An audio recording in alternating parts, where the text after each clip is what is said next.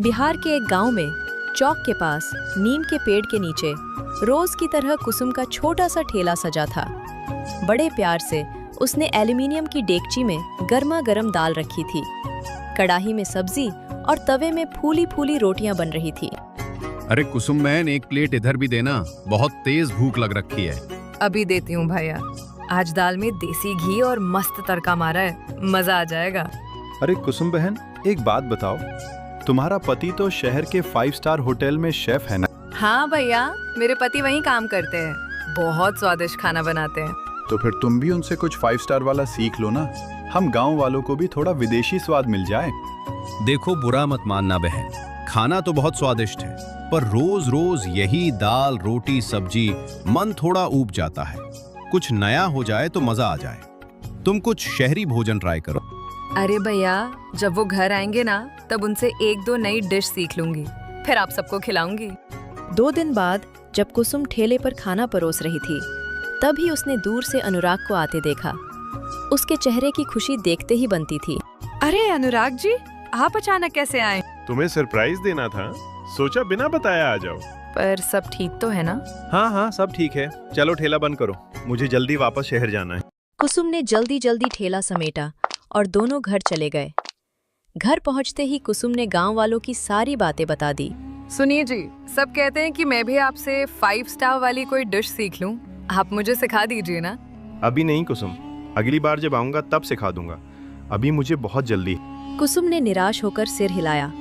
अगले ही पल अनुराग वापस शहर के लिए निकल गए। अगले दिन कुसुम ने फिर ठेला लगाया। 2 ग्राहक खाना खा रहे थे। उन्होंने कहा, अरे कुसुम बहन, ये मिक्स वेज तो कमाल की बनी है, और ये दाल चावल इसके सामने तो बड़े बड़े 5 स्टार वाले फेल है। ये सुनकर कुसुम के चेहरे पर संतोष की चमक आ गई। तभी गांव का एक आदमी तेज कदमों से ठेले पर आया। तुम्हारा पति किसी 5 स्टार होटल में शेफ नहीं है, वो वहाँ वेटर का काम करता है। कुसुम का चेहरा सफेद पड़ गया। नहीं, ऐसा नहीं हो सकता। मैंने अपनी आंखों से उन्हें खाना बनाते देखा। मैं अभी उसी होटल से खाना खाकर आया हूँ, सब देखा है मैंने। तुम्हारा पति वेटर है, शेफ नहीं। सब ने ताना मारा। कुसुम का दिल जैसे टूट गया। हाथ में पकड़ी रोटी कांपने लगी। आंखों में आंसू थे, पर उसने खुद को संभाला। मन ही मन उसने सोचा, अगर वो वेटर भी है तो क्या हुआ, मेहनत तो कर रहे हैं। पर उन्होंने मुझसे झूठ क्यों बोला? 10 दिन बीत चुके थे। कुसुम घर में चुपचाप काम कर रही थी। तभी अनुराग आ जाता है। अरे ओ कुसुम, आज मैं बहुत खुश हूँ। पूरे 1 हफ्ते की छुट्टी लेकर आया हूँ। लेकिन कुसुम के चेहरे पर कोई खुशी नहीं थी। वो चुपचाप खड़ी रही। क्या हुआ कुसुम, इतनी चुप? आप होटल में क्या काम करते हो? मुझे सच सच बता। अरे तुम्हें तो पता है ना, मैं 5 स्टार होटल में शेफ या वेटर? अनुराग जैसे पत्थर के हो गए। कुछ पल खामोशी छा गई। गांव वालों ने सब बता दिया है, अब झूठ मत बोली। हाँ कुसुम, मैंने तुमसे झूठ बोला।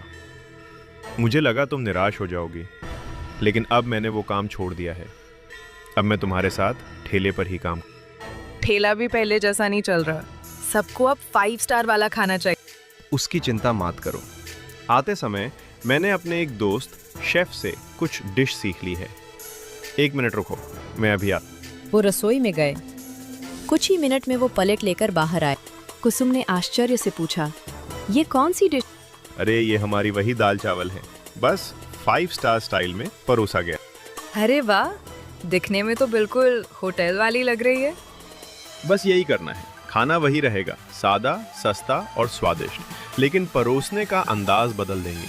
कम खर्च, ज्यादा। अनुराग जी, आपने तो कमाल कर दिया।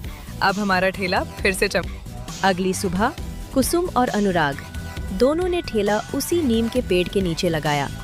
लेकिन आज उस पर एक नया बोर्ड चमक रहा था। गरीबों का 5 स्टार खाना, सिर्फ 30 रुपए। राह चलते लोग रुकने लगे।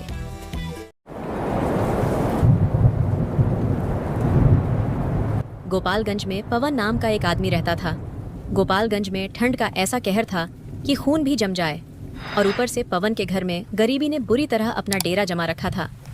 बाहर मूसलाधार बारिश और बर्फीली हवाएं चल रही थीं, और घर के अंदर केवल 3 लोग थे, पवन, उसकी पत्नी सुनैना और उसकी बूढ़ी माँ। और बाहर बरसती आफत की वजह से घर में अक्सर क्लेश होती रहती थी। टूटी छत से टपकता बर्फीला पानी और खाली रसोई ने सबका जीना मुहाल कर रखा था। एक दिन जब बाहर तूफान गरज रहा था, बूढ़ी माँ कांपते हुए अपनी बहू से कहती है, बहू, पेट में चूहे कूद रहे हैं, ठंड से जान निकल रही है और कल से अन्न का एक दाना नहीं गया। कुछ खाने को हो तो दे दे, अब ये भूख और ये जाड़ा सहा नहीं जाता। सुनैना, जो खुद ठंड से सिकुड़ी बैठी थी, जल्लाहट में बोली, माँ जी, अगर हमारे पास कुछ होता तो मैं आपको भूखा क्यों रखती? मैं भी तो भूखी हूँ। ठंड से मेरे भी हाथ पांव सुन्न हो गए हैं। आपके नालायक बेटे ने हमारी जिंदगी नर्क बना दी है। न जाने मैंने कौन से जन्म में पाप किया था जो मेरी शादी इस निक्कमे और आलसी आदमी से हुई। बाहर देखो कैसा प्रलय आया है और घर में एक सूखी लकड़ी तक नहीं है जलाने को। बहू, ऐसा मत कहो। पवन तेरा पति होकर कौन सा सुख दिया है उसने मुझे, सिवाय भूख, गरीबी और इस टपकती छत के उसने मुझे कुछ नहीं। ये कहकर सुनैना फूट फूट कर रोने लगी। पत्नी को रोता देख और माँ को ठंड में ठिठुरता देख पवन सोचने लगा, अब और नहीं सहा जाता। ये बर्फीला तूफान और ये गरीबी हम सब की जान ले लेगी। मुझे कुछ करना ही होगा। एक काम करता हूँ, शिवशंकर के पास जाकर कुछ सहायता मांगता हूँ। वो रईस है, उसके पास पक्का मकान और आग है, वो मेरी मदद जरूर करेगा। इतना सोचकर पवन ने और बाहर उस जानलेवा बारिश और बर्फबारी में अपने मित्र शिवशंकर के घर की ओर चल पड़ा। कीचड़ और बर्फ में पैर धंसते जा रहे थे, लेकिन पवन चलता रहा।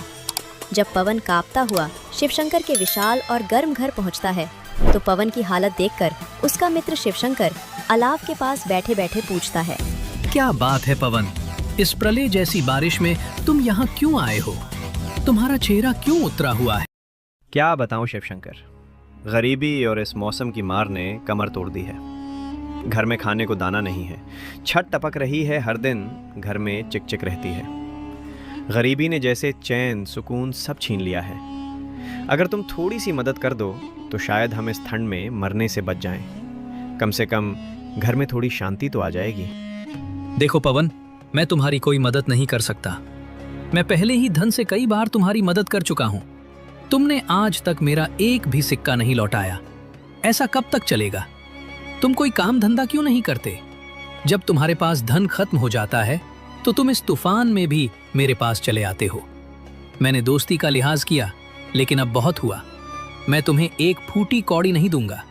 मेरा भी परिवार है, मुझे उनकी चिंता करनी है। इस मुश्किल वक्त के लिए बचाना है। पवन की आंखों में आंसू।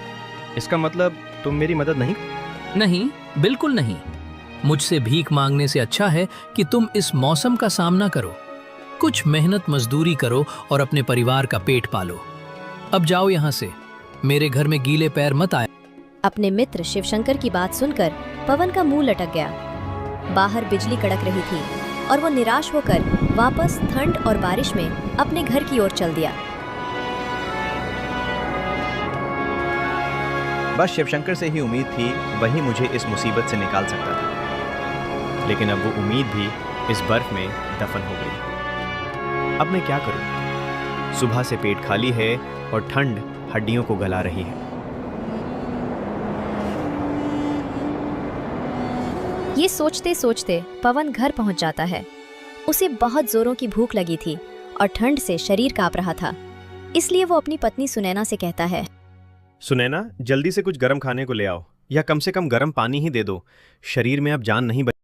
सुनैना ने गुस्से में आप घर में कुछ छोड़ दिए थे क्या जो निकाल कर खाने को दे? तो तुम्हें भूख लगी है तो क्या मैंने दावत उड़ाई है? मैं भी तो भूखी प्यासी इस ठंड में बैठी हूँ। मेरी तो किस्मत ही फूट गई जो मुझे तुझ जैसा दरिद्र पति मिला। सुनैना अपने पति को उल्टा सीधा सुनाने लगी। ये देखकर भूख और ठंड से व्याकुल पवन को गुस्सा आ गया। बाहर तूफान का शोर था और अंदर उसका दिमाग फट रहा था। वो गुस्से में अपनी पत्नी से बोला, धन स्त्री के भागे से मिलता है। जब से मैं तुझे ब्याह कर इस घर में लाया हूँ, तेरे कदम पड़ते ही मेरे सब कामकाज ठप हो गए। न जाने वो कौन सा दिन आएगा जब तुझसे पीछा छूटेगा। ये सुनते ही सुनैना आपे से बाहर हो गई और बादल की गरज से भी तेज चिल्लाकर कहने लगी, तुम खुद तो कोई कमाई धमाई करते नहीं और दोष मेरे सर पर टार रहे हो। बस दूसरों पर इल्जाम लगाना बखूबी आता है, खुद के निकम्मेपन पर शर्म नहीं आती। इतना कहकर सुनैना जोर जोर से रोने लगी। उसकी रुलाई बारिश की आवाज में घुलने लगी। नैना को रोता देखकर पवन निर्दयता से बोला, रो खूब रो, जितना रोना है रो लो, खूब आंसू बहाओ। शायद तुम्हारे आंसुओं से घर की पानी की कमी पूरी हो जाए, लेकिन याद रखना तुम्हारे इन आंसुओं का अब मुझ पर कोई असर नहीं होने वाला। सुनैना की रोने की आवाज बारिश के शोर को चीरती हुई बाहर गश्त लगा रहे शाही सैनिकों के कानों तक पहुंची। सैनिकों ने अपने भारी रेनकोट संभाले और आपस में कहा, इस घर में कोई स्त्री रो रही है, हमें घर के अंदर चलकर देखना चाहिए, आखिर माजरा क्या है।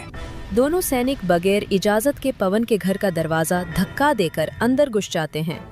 उनके भीगे जूतों से फर्श गंदा हो गया। वे पूछने लगे, क्या बात है, ये रोना धोना क्यों मचा रखा है? तुम्हारे रोने की आवाज बाहर तूफान में भी सुनाई दे रही है। पवन ने सैनिक की बात का कोई उत्तर नहीं दिया, बल्कि वो मन ही मन सोच रहा था। कितनी शर्म की बात है, घर की बात। सुनैना के रोने से घर की चौखट लांग गई। अब मेरी नगर में क्या इज्जत रह गई? इस महिला ने मेरी जिंदगी बर्बाद कर दी। पवन को चुप देखकर सैनिक ने अपनी तलवार पर हाथ रखा और कड़क आवाज में कहा, जरूर तुमने इसे पीटा है। शायद तुम अभी जानते नहीं हो, हमारे महाराज वीरेंद्र के राज में महिला का अपमान करने की कितनी बड़ी सजा है। तुम्हें दखल देने की कोई जरूरत नहीं है, और तुमने बगैर पूछे मेरे घर में प्रवेश कैसे किया? पवन को गुस्से में बोलता देख सैनिक को लगा कि पवन उसका अपमान कर रहा है, इसलिए वो कहता है, तुम्हें अभी इसी वक्त गिरफ्तार किया जाता है। एक महिला को पीटने की जुल्म में अब तुम्हें हमारे महाराज सजा सुनाएंगे। सैनिक जबरदस्ती पवन को बारिश में खींच कर ले जाने लगे। पवन की माँ और पत्नी सैनिकों को रोकने की बहुत कोशिश करती हैं, गिड़गिड़ाती हैं, लेकिन सैनिकों ने उन दोनों की एक नहीं सुनी। पवन को उस तूफानी रात में ले जाकर राजमहल में राजा के सामने पेश कर दिया। सैनिक ने कहा, महाराज वीरेंद्र, ये आदमी अपनी पत्नी को पीट रहा था, इसलिए हम इसे बंदी बनाकर आपके पास लाए हैं। क्या तुम जानते नहीं हो महिला पर हाथ उठाने की क्या सजा है? अगर तुमने अपनी पत्नी को पीटा है तो तुम्हें इसकी कड़ी सजा मिलेगी। मंत्री सुमित जी, हम चाहते हैं कि इस आदमी का फैसला तुम करो। तुमने अपनी पत्नी को पीटा है? क्या यह सच बात है? बाहर इतना भयानक मौसम है और तुम घर में हिंसा कर रहे हो। क्या कहना चाहोगे तुम इस बारे में? मैं क्या कहूँगा मंत्री जी, बस इतना समझ लीजिए कि मेरी पत्नी मुझसे खुश नहीं है और मेरी माँ भी मुझसे नाराज रहती है। घर में हर समय कलेश मचा रहता है। ठंड और भूख ने हम सबकी मति भ्रष्ट कर दी है। इतना कहकर पवन चुप हो गया। पवन की बात सुनकर न्याय मंत्री सुमित बोले, तुम्हारा अपराध तो बहुत बड़ा है, हम समझ गए इसका क्या हाल है। महाराज, इस व्यक्ति की कोई गलती नहीं, इसे छोड़ दिया जाए और शाही खजाने से इसे कुछ धन दिया जाए। पवन के जाने के बाद राजा न्याय मंत्री से पूछने लगे, मंत्री जी, एक बात मेरी समझ में नहीं आई। जब हमने अपराधी को कड़ी सजा देने की बात कही तो आपने उसे धन दिलवाकर रिहा क्यों करवा दिया? महाराज, वो आदमी अपराधी नहीं था। अगर आप उसे दंड देते तो उसके साथ नाइंसाफी होती। तुम ये बात इतने विश्वास के साथ कैसे कह सकते हो? महाराज, 3 सदस्यों वाले छोटे से परिवार में जब तीनों ही सदस्य एक दूसरे से खुश ना हो और बाहर ऐसा कहर बरस रहा हो तो समझ लेना चाहिए कि कारण घरेलू नहीं बाहरी है, और सबसे बड़ा कारण धन का ना होना और ये जानलेवा अभाव है। इसलिए मैंने उस अपराधी को रिहा करवाकर उसे धन दिलवाया है। मंत्री जी, हमारी समझ में सब कुछ आ गया।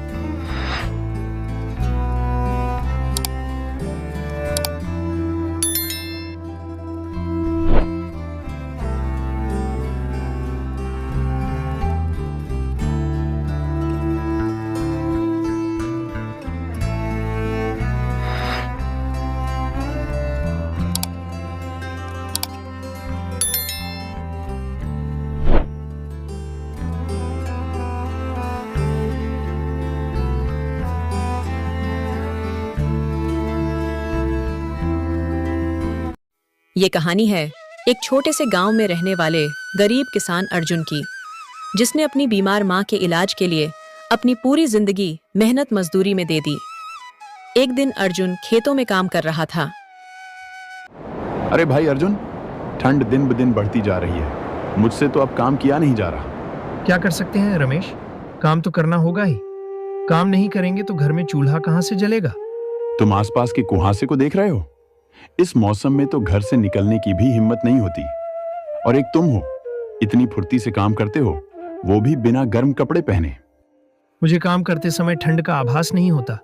तुम मेरी फिक्र मत करो, मैं बिल्कुल ठीक हूँ। इतना बोलकर दोनों फिर से काम करने लगते हैं। काम करते करते शाम हो जाती है। कड़कड़ाती ठंड, चारों तरफ कुहासा और अंधेरा।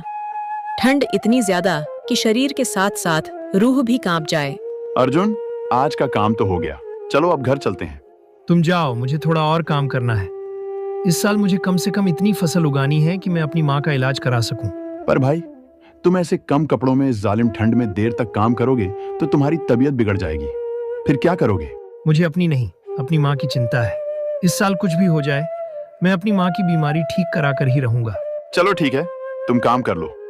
मेरे अंदर तो इतना साहस नहीं कि यहाँ रुककर अपनी कुल्फी जमाऊं। इतना बोलते ही रमेश अपने घर के लिए निकल जाता है। तभी वहाँ गांव का घमंडी जमींदार ठाकुर वीर सिंह आ जाता है। क्या रे अर्जुन, बहुत पर निकल आए हैं क्या तेरे?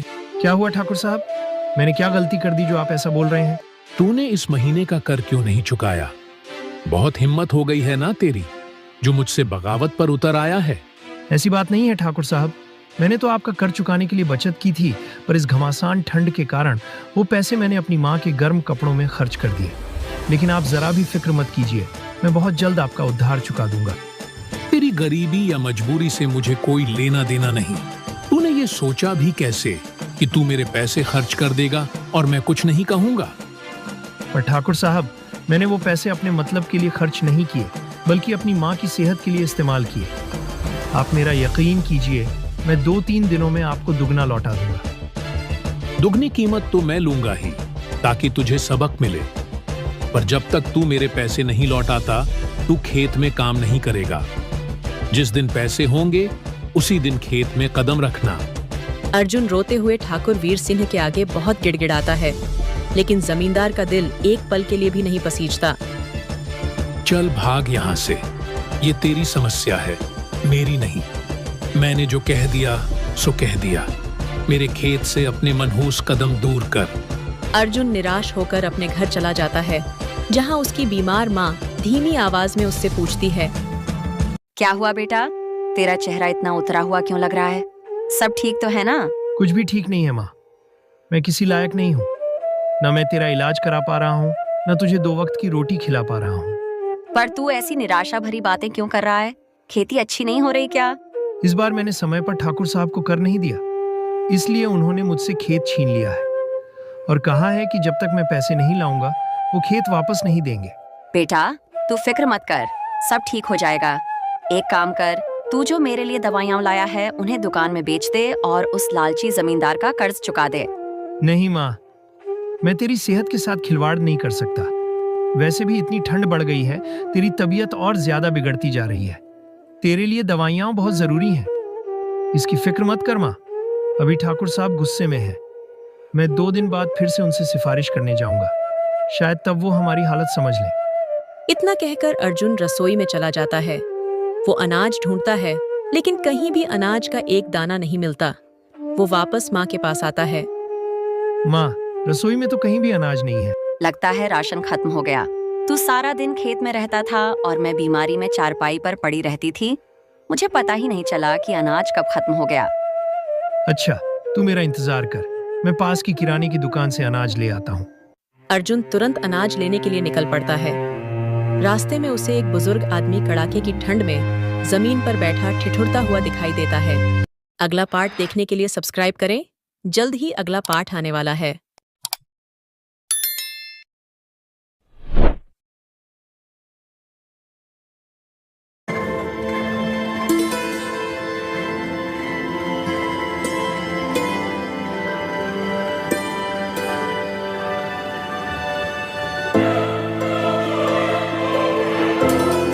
एक बार की बात है, रामपुर नाम की गांव में पति पत्नी रहा करते थे, जिनका नाम था मोहनलाल और नीलम।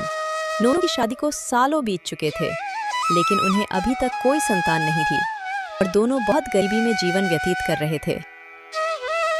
मोहनलाल एक मछुआरा था, जो रोज मछली पकड़ने जाता और बाजार जाकर बेचता था।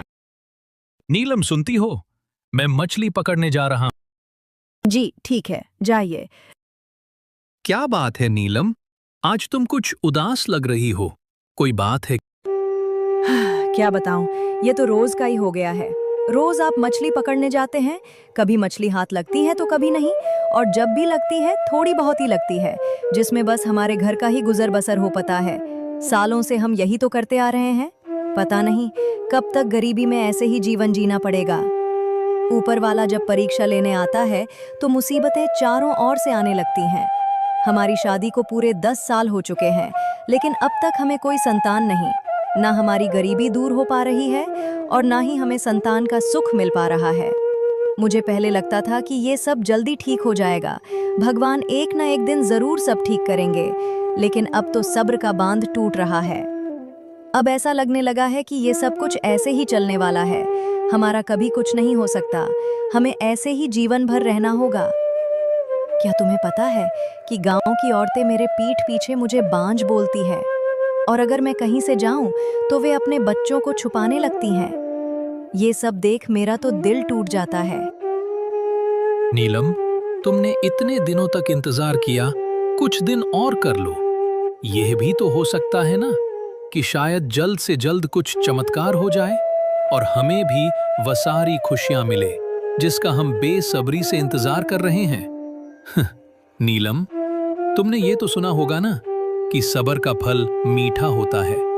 मुझे भगवान पर पूरा यकीन है, भले ही देर से सही, लेकिन भगवान सुनते जरूर हैं। आज हम दोनों जो दिन देख रहे हैं, शायद ये हमारे पूर्व जन्म का कोई बुरा कर्म रहा होगा, जिसके कारण हमें ये सब भोगना पड़ रहा है। लेकिन नीलम, थोड़ा सब्र रखो, जल्दी ये सब निपट जाएगा और हमारे अच्छे दिनों की शुरुआत हो जाएगी। नीलम, उम्मीद पर तो दुनिया कायम है, हिम्मत मत हारो, और मैं तुम्हारे साथ हूं ना, किसी को कुछ भी कहने दो। मैं जानता हूं कि लोग तरह तरह की बातें करते हैं, कोई कोई तो मेरे बारे में ऐसे शब्द बोलते हैं जिसे मैं सुनना पसंद नहीं करता, मेरे दिल को चुभ जाते हैं, लेकिन मेरा मन कहता है एक दिन हमारे घर में भी संतान होगी।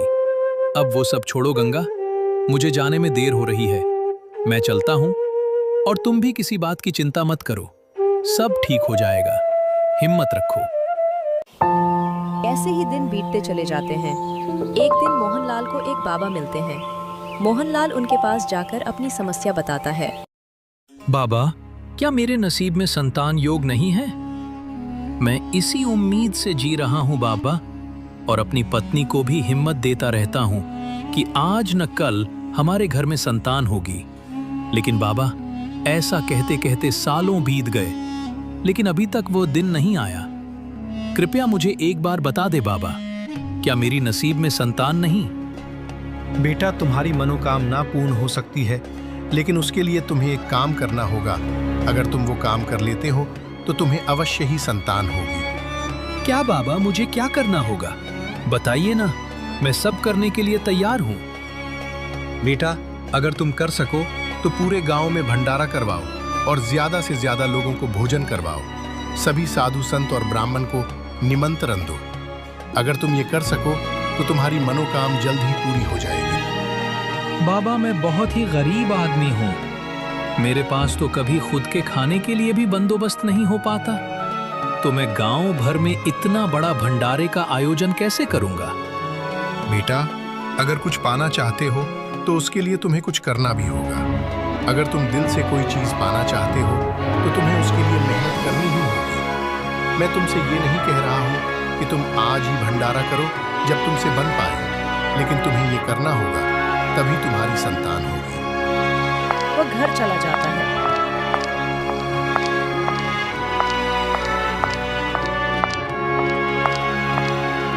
और घर जाकर नीलम को सारी बातें बताता है। नीलम बोलती है, हम इतने सारे पैसे कहाँ से लाएंगे, कैसे भंडारा करवाएंगे, हमारी तो इतनी हैसियत नहीं है। नीलम, मैंने ठान लिया है, हम यब भंडारा करके रहेंगे। मैं जानता हूँ हमारी हैसियत नहीं है, लेकिन उसके लिए हम कोशिश तो कर सकते हैं ना। अगर हम कोशिश करेंगे तो जरूर कभी ना कभी सफलता मिल ही जाएगी। हमने 10 साल इंतजार किया है, नीलम, कुछ साल और इंतजार कर लेंगे। हम दोनों मिलकर बहुत मेहनत करेंगे और भंडारे के लिए पैसे इकट्ठा करेंगे, और जैसे ही भंडारे की रकम इकट्ठा हो जाती है उस दिन हम भंडारे का आयोजन करेंगे। आप बिल्कुल सच कह रहे हैं। हमें ये आखिरी कोशिश करके देखनी चाहिए, चाहे इसके लिए कितना भी वक्त क्यों न लग जाए। हम ये भंडारा करके रहेंगे। हम दिन रात एक करेंगे, बहुत मेहनत करेंगे। मैं भी लोगों के घर काम करने जाऊंगी और कहीं मजदूरी मिले वो भी कर लूंगी। नीलम को भी एक घर में काम मिल जाता है, वही वहाँ काम करने लगती है और मोहनलाल भी खेतों में मजदूरी का काम करने लगता है। देखते ही देखते 1 महीना बीत जाता है। दोनों को मजदूरी के पैसे मिलते हैं। दोनों पैसे पाकर बहुत खुश हो जाते हैं। नीचे अगर ये सब पैसे हम अपने पास रखें तो मुझे नहीं लगता हमारी बचत हो पाएगी। हम एक काम करते हैं, इसमें से बहुत कम पैसे अपने पास रखते हैं ताकि कम पैसों में भी घर चला सके। हम जैसे तैसे कम खाकर गुजारा कर लेंगे, लेकिन इसमें से आधा हिस्सा निकालकर हम भंडारे के लिए इकट्ठा करेंगे। मैं क्या कहती हूँ, क्यों ना हम अपने गांव के साहूकार के पास हमारे पैसे इकट्ठा करें। हम हर महीने में उनके पास अपनी कमाई का आधा हिस्सा जमा करते हैं। इससे ये होगा कि हमारी आधी रकम की बचत हो जाएगी और उनके पास पैसे भी सुरक्षित रहेंगे। हमें घर पैसे चोरी होने का डर भी नहीं रहेगा, क्योंकि हम दोनों तो सवेरे ही काम पर निकल जाते हैं। ऐसे में सारे पैसे हमेशा साथ नहीं रख सकते, और हमारे पीठ पीछे कहीं हमारे घर में चोरी हो गई तो हमारे मेहनत के सारे पैसे चले जाएंगे। मुझे साहूकार का घर सबसे सुरक्षित लगता है। हम साहूकार के पास पैसे रख सकते हैं और जब भंडारे करने लायक रकम इकट्ठा हो जाएगी हम उनसे पैसे मांग लेंगे। हाँ नीलम, ये तो मैंने सोचा ही नहीं कि हमारे घर में तो दिन भर कोई नहीं रहता, तो चोरी होने का भी खतरा हो सकता है। तुमने सही कहा। मैं साहूकार से बात करता हूँ और वो पैसे रखने के लिए मना नहीं करेंगे। उनका घर हमारे गांव में सबसे सुरक्षित है, वहां चोरी होने का कोई खतरा ही नहीं। मैं अभी उनके पास जाकर आता हूँ। ऐसा बोलकर मोहनलाल साहूकार के पास चला जाता है और साहूकार को सारी बातें बताता है। साहूकार बोलता है, अरे ये तो बहुत अच्छी बात है मोहनलाल कि तुम अपने भविष्य के लिए धन इकट्ठा कर रहे हो। तुम्हें बचत करनी चाहिए और मुझे तुम्हें जब भी जरूरत होगी तुम लेकर जा सकते हो। बिल्कुल चिंता मत करो। मोहनलाल ये बात सुन बहुत खुश हो जाता है और साहूकार का धन्यवाद करता है और उसके पास कमाई की आधी रकम देकर जाता है। ऐसे ही दिन बीत चले जाते हैं। मोहनलाल हर महीने साहूकार के पास अपने पैसे जमा करने लगता है। देखते ही देखते साल बीत जाते हैं। दोनों ने अब भंडारे लायक रकम जमा कर ली है।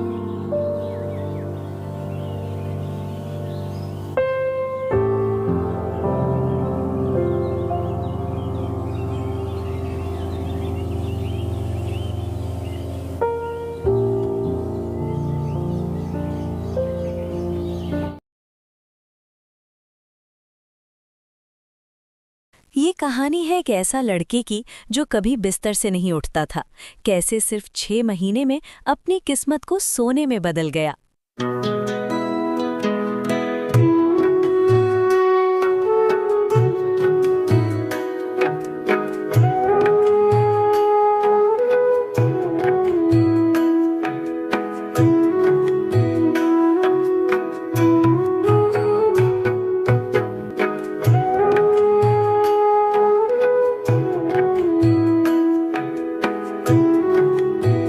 विजयनगर गांव के किनारे एक पुराना सा घर था, जहां मदनलाल अपने 2 बेटों मोहित और संतोष के साथ रहता था। उसका बड़ा बेटा मोहित जितना मेहनती था, छोटा बेटा संतोष उतना ही आलसी। संतोष बेटा, अब तो उठ जा। देख, सूरज सर पर चढ़ चुका है। खेत में आज बहुत काम बाकी है।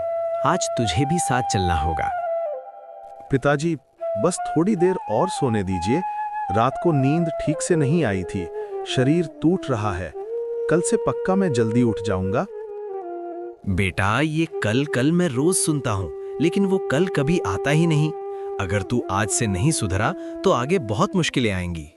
पिताजी रोज मेहनत करते हैं और तू बस बहाने बनाता रहता है। अरे भैया, आप तो ऐसे कह रहे हो जैसे मुझे ही दुनिया भर का काम करना। वैसे भी आप तो सब संभाल ही लेते हो। मैं ना करूं तो क्या ही फर्क पड़ता है। फर्क पड़ता है संतोष, बहुत फर्क पड़ता है। एक घर सबके सहारे से चलता है। अगर एक भी इंसान जिम्मेदारी छोड़ दे तो पूरा घर डगमगाने लगता है। और तुझे अभी पता नहीं चलेगा, जब तुम्हारी शादी हो जाएगी और बच्चे हो जाएंगे तब तुझे समझ आएगा कि घर कैसे चलता है। क्या भैया, बस काम काम करते रहते हो? मुझे ऐसे नहीं जीना है, मुझे बस मजे करने हैं। ये जिंदगी भी क्या जीना है। तुझे अभी पता नहीं चलेगा, जब तुम्हारी शादी हो जाएगी और बच्चे हो जाएंगे तब तुझे समझ आएगा कि घर कैसे चलता है। और मोहित ठीक कहता है, अभी तुझे समझ नहीं आएगा, जब शादी होगा तब तुझे दिन में तारेगन दिखने लगेगा। संतोष, अब बहुत हो गया। हर दिन तेरी यही कहानी नहीं चलेगी। आज तुझे मेरे साथ खेत चलना ही पड़ेगा, चाहे तुझे पसंद आए या ना आए। अब मैं अकेला उस खेत में नहीं मरूंगा। मुझे जबरदस्ती मत करो भैया, मेरा मन नहीं है आज काम करने का। आप लोग समझ क्यों नहीं रहे हो? मुझे थोड़ा चैन से रहने दो। ये सब देख मदनलाल अपने दोनों बेटों को लड़ने से रोकता है। बस करो तुम दोनों, लड़ने से कुछ नहीं होगा। संतोष, तू अभी नहीं समझ रहा है, लेकिन एक दिन तुझे जरूर समझ आ जाएगा। मुझे बस उसी दिन का इंतजार है। भगवान तेरा भला करे। पिताजी, इंतजार करते करते बहुत देर हो जाएगी। जब तक इसे खुद चोट नहीं लगेगी, ये मेहनत की कीमत नहीं समझेगा। हमें कुछ अलग करना होगा, जिससे उसका दिमाग ठिकाने आ जाए। शायद तो सही कह रहा है बेटा। अब साधारण तरीके काम नहीं आएंगे। हमें कोई ऐसा उपाय चाहिए जो इसे अंदर से बदल दे। आप लोग जितना सोच लो, मैं तो नहीं बदलने वाला। मुझे जैसा जीना है मैं वैसे ही जीऊंगा। किसी के कहने से कुछ नहीं होगा।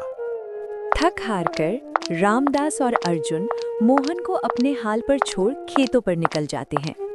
पिताजी, अब समय आ गया है। हमें किसी ज्ञानी व्यक्ति से मदद लेनी चाहिए। शायद कोई ऐसा रास्ता मिल जाए जो संतोष को सच में बदल सके।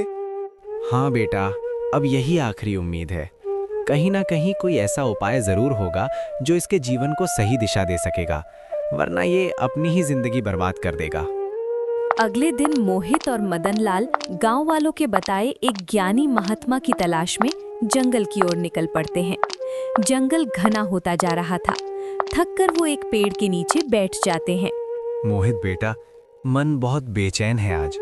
पता नहीं हम सही कर रहे हैं या नहीं। किसी अजनबी से मदद मांगना ये फैसला आसान नहीं है मेरे लिए। इसीलिए तो हम यहाँ आए हैं पिताजी।